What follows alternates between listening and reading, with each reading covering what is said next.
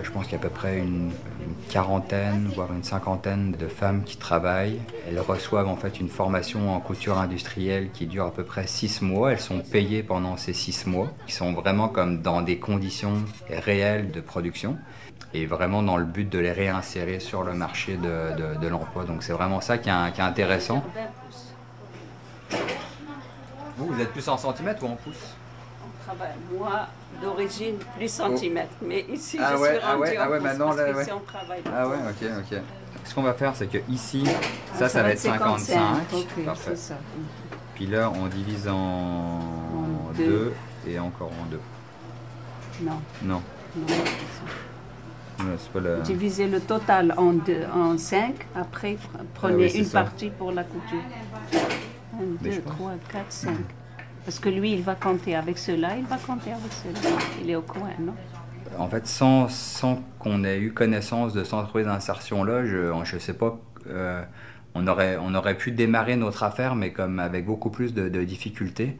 C'était plus par rapport à la facilité, finalement, de pouvoir faire des oreillers. Parce que quand tu commences, il faut quand même que tu aies une quantité minimum, d'avoir des produits, finalement, qu'on puisse déjà commencer à présenter à des gens.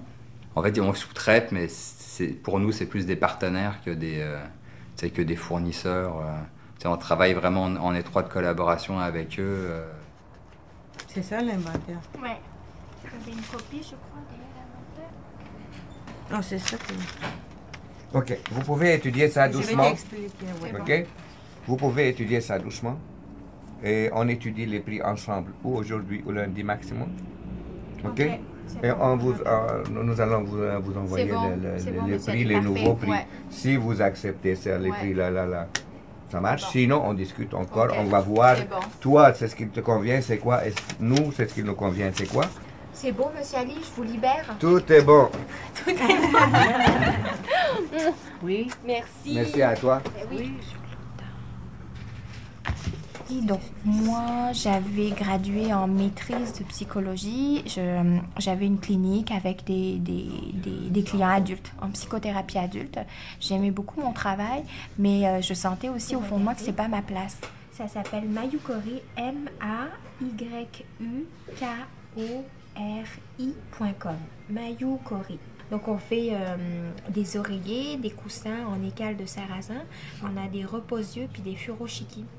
Donc, donc en fait l'idée de Mayukori est venue comme ça, petit à petit en faisant un oreiller pour ma cour. J'étais aussi en congé de ma deuxième fille, donc ça nous laisse aussi beaucoup de temps. Et finalement je me suis dit, ben en fait c'est ça, ce produit-là il me ressemble tellement que si je fais pas ça, ben en fait je vais manquer le coche. C'est comme des feelings qu'on a, on sait qu'un jour on va avoir une entreprise mais on sait pas pourquoi, et puis d'où ça sort cette idée-là. C'est sûr que tu pourrais dire elle est psychologue, lui il est ingénieur. Quand tu as un état d'esprit comme que tu veux toujours t'améliorer en tant que personne, te réaliser, puis en essayant d'avoir comme un impact positif sur le reste, ben en fait, tu es comme amené à bouger, à rencontrer des gens, à tout le temps essayer des nouvelles expériences. Donc ça fait qu'à un moment donné, tu peux vite t'écarter de ce que tu pensais être. Voilà. Je sais pas si vous êtes habitués aux boîtes à lunch québécoises, là, mais moi, au début, on avait un peu de mal, mais je faisais juste celle de ma grande fille qui a 6 ans, donc elle, j'y arrivais. Puis le jour où je me suis mis à faire 3 boîtes à lunch, j'y arrivais pas. Mais là, on y arrive maintenant. Je sais pas si j'aurais été capable d'assumer toutes les tâches que ça implique tout seul, là. Puis les entrepreneurs qui partent tout seuls, là, quelque part, je suis vraiment comme admiratif.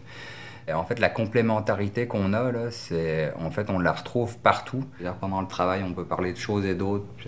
À la maison, on parle de travail. Donc, en fait, il n'y a comme pas vraiment de frontières définies là-dedans. Mais en fait, je pense que ça fait partie aussi de la conciliation travail-famille. C'est vraiment un besoin, un désir de parents de notre génération. Parce qu'on ne veut plus qu'il y en ait un qui reste à la maison et puis que l'autre, il travaille 60 heures semaine. Donc, c'est plus vraiment ça. On veut vraiment s'occuper des deux, des enfants, passer du temps de qualité avec nos enfants. Donc, C'est une entreprise en démarrage, ça requiert beaucoup de travail et des enfants en bas âge, ça requiert beaucoup de travail. Donc, à un moment ou l'autre, il faut que tu les fasses les deux. C'est juste que tu le prends sur ton temps personnel et ton temps peut-être de couple aussi. Mais plus tout le monde grandit, plus l'entreprise grandit, plus les enfants grandissent, on est amené à avoir un peu plus de qualité pour les parents finalement. Et donc, c'est ça. Oui, bonjour, est-ce que je pourrais parler à la boutique, s'il vous plaît? Dans le but final, finalement, de bien élever comme je voulais mes enfants. J'ai beaucoup appris à travers ça.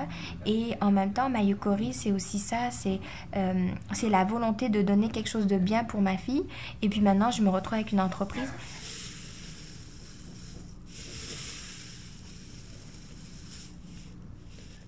Moi, je pense que le travail fait partie du développement de la personne parce qu'on a fondamentalement besoin de se sentir compétent dans ce qu'on fait et de se sentir aussi apprécié via notre compétence, avoir la reconnaissance. Donc, finalement, le travail, c'est juste une occupation. Comme t'occuper de tes enfants, c'est une occupation. Tu as une reconnaissance, tu as une gratification là-dedans. En fait, le côté humaniste, c'est comme un peu la pierre angulaire. Tu fais les choses qui te tiennent vraiment à cœur, puis tu as comme vraiment l'impression d'être fait pour ça. Puis ça, je te dirais que quand tu travailles pour une entreprise, moi, c'est un truc qui m'avait comme souvent frustré, c'est que c'est sûr que tu peux amener des choses, tu peux amener un éclairage, je veux dire, dans une gestion de projet, un truc comme ça, mais c'est quand même pas facile de faire valoir tes points. Puis c'est ça, travailler pour une entreprise qui a comme vraiment un impact positif sur l'écologie ou sur la société, ça reste encore très difficile. Malheureusement, il y a comme pas beaucoup d'entreprises, de plus en plus de grosses entreprises aussi qui se mettent à faire ça, mais c'est quand même pas évident non plus. Donc c'est un peu frustrant d'avoir comme un intérêt pour l'écologie, puis qu'en même temps, tu sais que tu travailles sur des projets qui détruisent l'écologie. So buckwheat is common in Japan and Korea? Yeah. In fact, it's coming from Asia. Buckwheat is naturally coming from Asia. And they sleep on this kind of pillow for a few hundred years. Oh, wow. Yeah. Je pense que notre principale satisfaction, c'est le feedback positif des clients.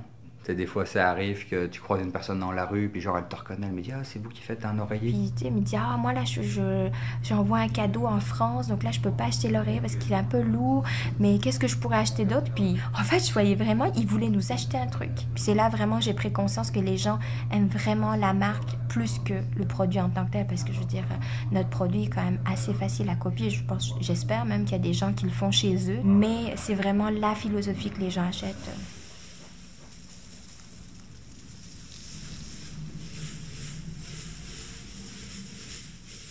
Quand tu es consommateur final, unique, ton pouvoir d'achat est quand même il est plus limité qu'une compagnie. Notre pouvoir d'achat est plus gros parce que notre porte-monnaie est plus gros tout simplement. On a aussi beaucoup plus de besoins, donc ça fait que c'est intéressant. Tu peux t'as beaucoup plus d'impact aussi. Tu sais, quand tu achètes un coton biologique comme ça, ben, tu as plus d'impact que la personne qui achète juste 3 t-shirts biologiques par année. Tu sais. On en achète des milliers de mètres.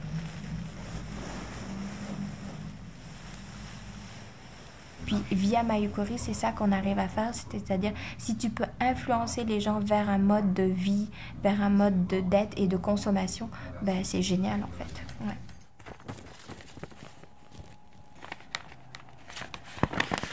Présenter en image ce qu'est le produit, mais de façon subtile un peu, c'est par les couleurs, par les matériaux. Puis en fait, tout ce que j'ai eu à faire, c'est de rendre en image ce qu'il me disait en mots. C'est le côté énergique, le côté éthique, écologique. Donc, comment transposer tout ça dans une image de marque? C'est ça, le côté responsable en design. Je trouve que c'est à la fois imprimé sur des papiers recyclés ou FSC ou des encres écologiques. C'est aussi de penser qu'à chaque fois qu'on crée quelque chose, si on peut le réutiliser pour 3 ou 4 autres fonctions, c'est intéressant. Là. La boîte, on espère que les gens vont la réutiliser. Là. Éventuellement, on va certainement trouver une façon de communiquer ça pour inciter les gens à s'en servir. Mais déjà, le fait qu'elle soit transportable, je pense que... Puis belle aussi, c'est comme... Des fois, on pense pas à ça, mais le fait que quelque chose est beau, on va avoir tendance à le garder ou le réutiliser, souvent plus que quelque chose qui est moins bien fait ou moins joli. Je pense que souvent, quand on a peu de moyens, c'est souvent là qu'on trouve des idées originales, puis qu'on arrive à réinventer des trucs qui n'ont pas été faits. Là. C'est particulier, c'est ça, comme designer graphique, souvent les gens ont de la difficulté à comprendre que moi, mon métier, je vends des produits, tu sais. Pour eux, c'est comme... Puis il y a comme toute une fausse mentalité au niveau du marketing, de dire que, tu sais, on bourre les gens de mensonges, puis on les incite à acheter, puis à consommer, tout ça. Moi, je me compte chanceuse, c'est ça, en agence. J'ai toujours travaillé pour des comptes, des compagnies qui faisaient des bons produits, tu sais, pas des multinationales qui exploitaient leurs employés, tout ça. Fait que moi, je suis toujours restée avec cette idée-là où je me disais, bon, c'est là ma limite dans mon métier. Puis Mayou Cori, c'est ça, moi, ça collait d'emblée avec toute ma pensée, toutes mes valeurs, c'est certain. Puis là, en plus, de dire que c'est ça, que d'une certaine façon, je les aide. Au fond, ce qui est important dans n'importe quel travail, pour moi, soit il y a de l'argent, soit il y a des défis, soit il y a du plaisir.